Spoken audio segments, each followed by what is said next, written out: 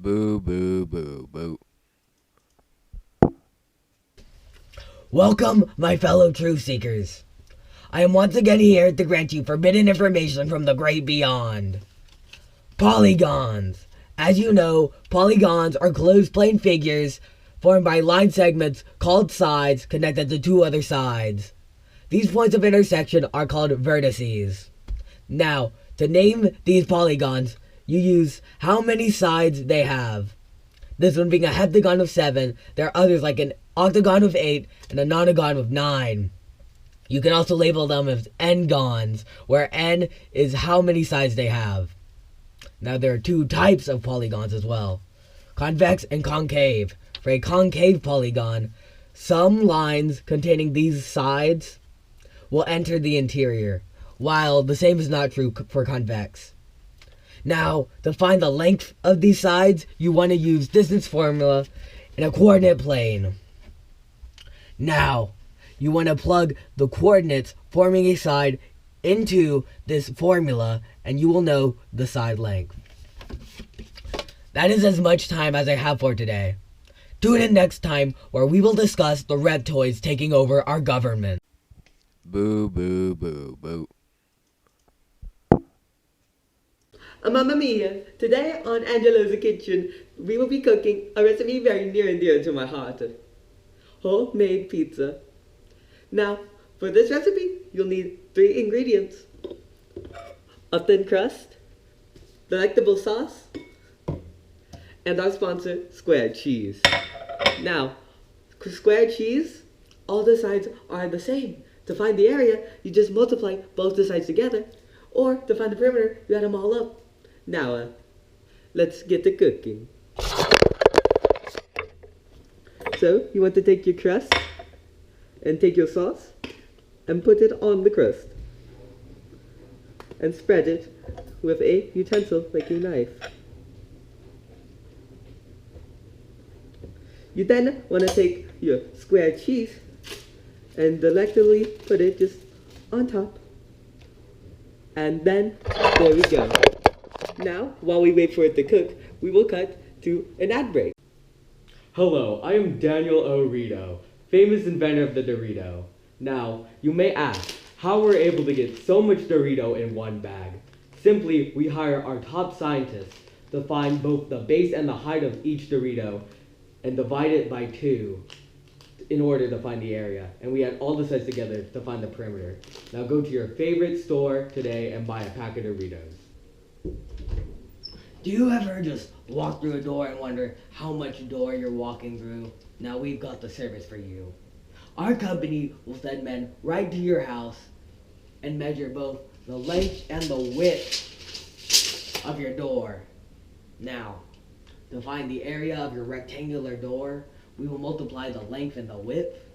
And to find the perimeter, we will multiply the sum of the length and the width by 2. Now, find out how much door your door is dooring today. Mamma mia! Now our pizza is fully cooked, and I have already cut it equidistant from the center.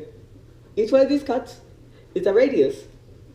Now you can find how much pizza you have by squaring the radius and multiplying it by pi. And if you want to know the edge around the crust, you want to multiply it by 2 and multiply it by pi again. And if you only want to know a segment, you find the arc length, divide that by 360 degrees, and multiply it by the area once again. Now, let's dig in, shall we?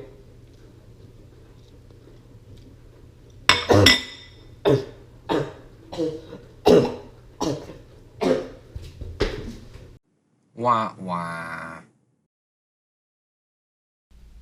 Wow, wasn't that just such a good project idea where I just use TV shows to represent lessons and stuff? Now, that's going to waste. I'm not creative enough. Handy exposition. Formulas. I didn't show any of them in the video, so boom. Area perimeter of all the shapes of the circle. These are sectors, not segments. Whoopsie. Distance formula, and here. Ruler postulate. I just ignored it. You can just count how many units are that the line take up, and that's how long the line is. Now back to hopefully a good project that I did. Yep, yeah.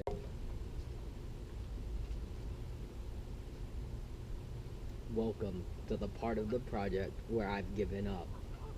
No more scripts, just me improvising random stuff until my project is done. There are some loud geese, and yeah, a bit moist, but this is a kite, and you can find the area of a kite by dividing the product of these two silly lines right here called diagonals. By 2. It's the same thing for parallelogram. Yeah. Alrighty, so I have like 5 minutes left of my video I still need to record. So yeah, that's gonna take some time. Anyways, check out this big circle. I could have done some of this stuff in the pizza bit, but you know, it's a bit past that now.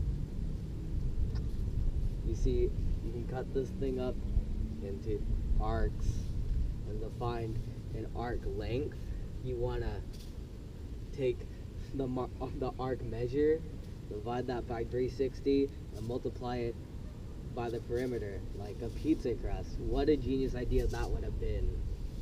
Now, if you want to measure the things in radians,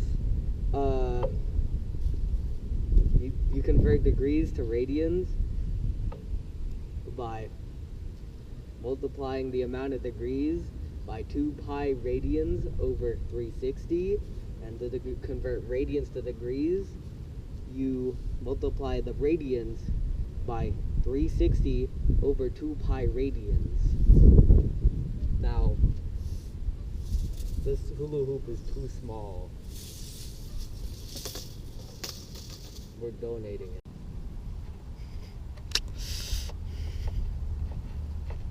This is it, our final destination.